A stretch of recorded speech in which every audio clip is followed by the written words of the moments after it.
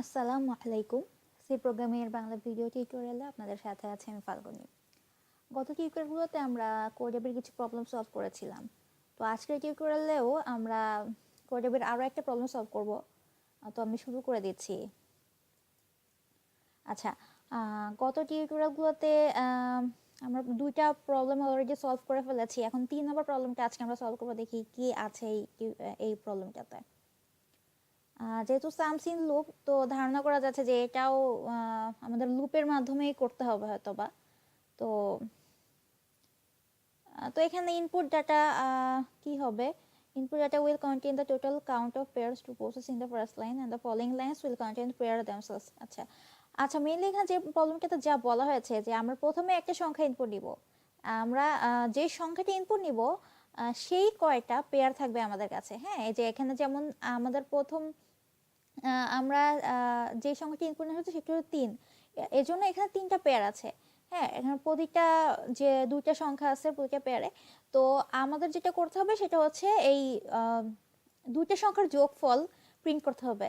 হ্যাঁ, প্রতিবার প্রতিবার লুপ যতবার আমরা, তার মানে হচ্ছে আমাদের আমরা বুঝতে পারছি যে আমাদের n এর মান যত হবে আমাদের লুপটা ততবারই চলবে এবং প্রতিবারেই দুইটা সংখ্যার যোগফল সে প্রিন্ট করবে। ঠিক আছে, এই যে যেখানে আছে 100 আর 8, এখানে তাহলে যোগফল হচ্ছে 108। হ্যাঁ, এভাবে করে আমাদের প্রিন্ট করতে হবে।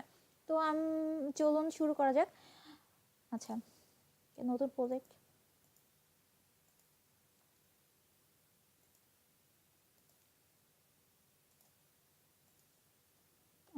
sums in loop।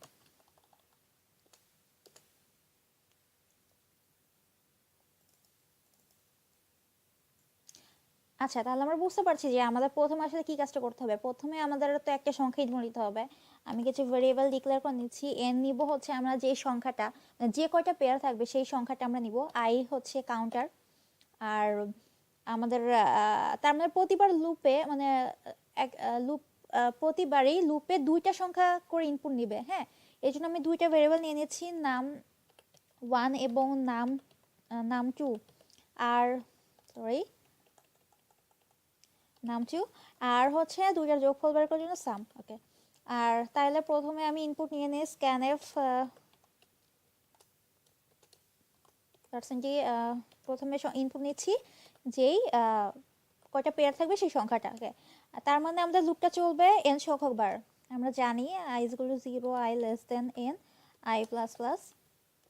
আচ্ছা, এখন আমাদের যে যে পেয়ারে যে দুটো সংখ্যা থাকবে সেই সংখ্যা দুটো ইনপুট নিতে হবে। সুতরাং scanf দুইটা সংখ্যা ইনপুট নিব, সেটা দুইটা পার্সেন্টেজ।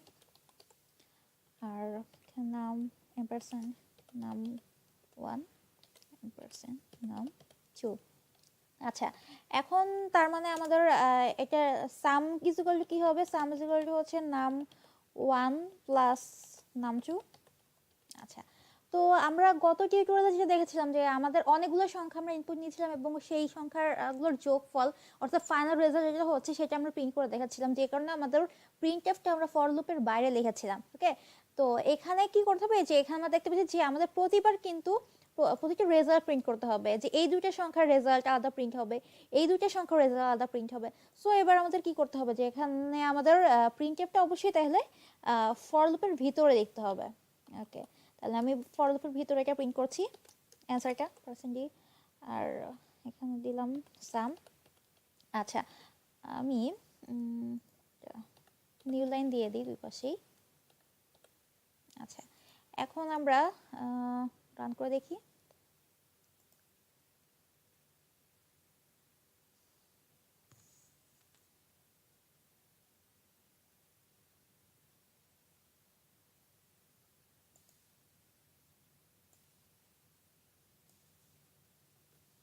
এই ইনপুটটা কপি করে নিচ্ছি আমি।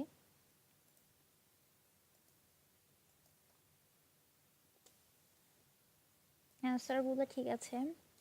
আচ্ছা, এখন যে কথাটা সেটা হচ্ছে আমরা দেখুন এখানে দেখেন যে আমাদের রেজাল্টগুলো কিভাবে আসছে। যে আমরা কিন্তু এই ইনপুটটা একসাথে দিয়েছি, কিন্তু রেজাল্ট কিন্তু এর যে আউটপুটগুলো এগুলো কিন্তু এটার মাঝখানে চলে আসছে, যে 100 আর 8 এই দুইটার যোগফল যে 108। তারপর 15 আর 245 সেটার 260 আর এই যে অ্যান্সারগুলো ঠিক আছে, কিন্তু আমাদের এই কোডাবির প্রবলেমগুলো সাবমিট করার জন্য কি করতে হবে, যে এখানে এরা যে ইনপুটটা প্রোভাইড করছে আমাদের রান করে দেখতে হবে, এবং যে আউটপুটটা আসবে সেই আউটপুটটা কিন্তু এখানে কপি করতে হবে। এখন তাহলে কিন্তু যদি ইনপুট আউটপুটে এভাবে আসে তাহলে তো আমরা নিশ্চয়ই সেটা কপি করতে পারবো না, তাই না? এভাবে আলাদা করে কপি করা যাবে না, যেহেতু আরো বিশাল একটা ইনপুট। সো এখন আমাদের কোন জিনিসটা কাজে লাগবে, আমাদের আজকে ওই জিনিসটা কাজে লাগবে যে আমরা গত একটা টিউটোরিয়ালে আমরা দেখিয়েছিলাম যে কিভাবে ফাইলে আউটপুট প্রিন্ট করতে হয়। হ্যাঁ, তো আমরা আজকে সেই ফাইলে কিভাবে আউটপুট প্রিন্ট করতে হয় সেই জিনিসটা আজকে আমাদের কাজে লাগবে, এবং আমরা আজকে সেটা ইমপ্লিমেন্ট করব, কারণ এই না হলে আমরা এটা সাবমিট করতে পারবো না এখানে। ওকে, আচ্ছা। তো আচ্ছা, তো চলুন, আমি বলেছিলাম যে খালি আমাদের নর্মাল যেভাবে প্রোগ্রাম করি সেখান থেকে মাত্র 3টা চেঞ্জ, হ্যাঁ 3টা নতুন জিনিস আমাদের লিখতে হবে। তো প্রথমে আমরা কি লিখেছিলাম, প্রথমে আমরা একটা ফাইল পয়েন্টার নিয়েছিলাম। হ্যাঁ, ফাইল পয়েন্টার। আচ্ছা, এরপর আচ্ছা আমাদের আরেকটা কাজ করতে হবে, যেটা হচ্ছে আমরা এই প্রজেক্টে যেই ফোল্ডারে খুলেছি, আমরা এই প্রজেক্টের ফোল্ডারটার মধ্যে আমাদের একটা আউটপুট ফাইল করতে হবে, আউটপুট ফাইল তৈরি করতে হবে, যেই ফাইলটাতে আমাদের আউটপুটগুলো প্রিন্ট হবে। তো আমার এই যে সামস ইন লুপ, হ্যাঁ এই প্রজেক্টটা কিন্তু আমরা করছি। সো এইখানে আমি একটা টেক্সট ডকুমেন্ট খুলবো প্রথমে, এখানে আমি এটার নাম দিচ্ছি আউটপুট। ওকে, আচ্ছা, আর আচ্ছা, তো আমরা একটা ফাইল পয়েন্টার নিলাম, এবং এখন আমাদের কি লিখতে হবে, file is equal to F open. আচ্ছা, এটার মধ্যে আমাদের কি লিখেছিলাম, আমরা একটা ডাবল কোটেশনের মধ্যে আমরা যে টেক্সট ডকুমেন্টটা ক্রিয়েট করেছি ওটার যে নাম ওইটা আমরা লিখবো। আমাদের টেক্সট ডকুমেন্টের নাম ছিল আউটপুট ডট টেক্সট। ওকে, আচ্ছা, আর যেহেতু আমরা রাইট করবো আউটপুটগুলো সেহেতু আমাদের মোড দিয়ে দিচ্ছি ডাব্লিউ। আচ্ছা, আরেকটা চেঞ্জ যেটা ছিল যে যেখানে আমরা এই যে প্রিন্ট করছি, প্রিন্টএফ লিখছি, সেই জায়গাটা আমরা লিখবো এফ প্রিন্টএফ। হ্যাঁ, আমি এটা আর দিচ্ছি না, আমি এখানে জাস্ট একটা স্পেস দিয়ে দিব, আমি নিউ লাইনটা দিব না। আর যে আরেকটা যে চেঞ্জ ছিল এইখানে, এই যে আমরা যেটা লিখেছি এটার আগে আমরা ওই যে পয়েন্টারটা আমরা নিয়েছি ফাইলের পয়েন্টারটা, ওই পয়েন্টারটার নাম দিয়ে দিব ফাইল। ওকে, আচ্ছা, তো এখন আমরা প্রিন্ট করে দেখি,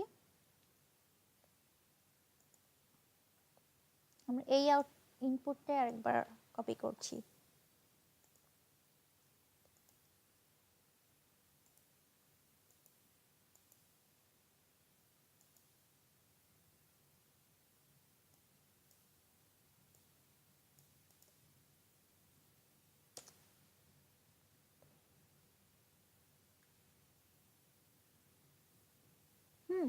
এখন এখন দেখুন যে এখানে কিন্তু আমাদের আউটপুটটা আসার কথা ছিল, কিন্তু আউটপুটটা এখানে আসে নাই।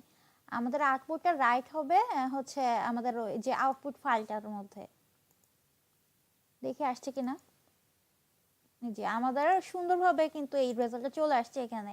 হ্যাঁ, আচ্ছা, এখন আমরা যে কাজটা করব সেটা হচ্ছে এরা যেই ইনপুটটা প্রোভাইড করেছে ওটা আমরা কপি করে আনবো। এখানে দিলাম কন্ট্রোল-A কন্ট্রোল-C দিয়ে কপি করলাম, এরপর আমি প্রোগ্রামটা আবার রান করছি, এখানে আরেকবার পেস্ট। আচ্ছা, এন্টার দিলাম।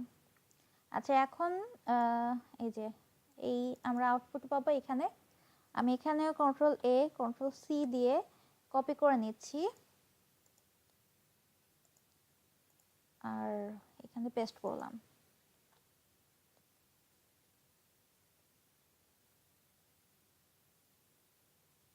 আর এখন আমরা কপি করব যে আমরা আমাদের সোর্স কোডটা।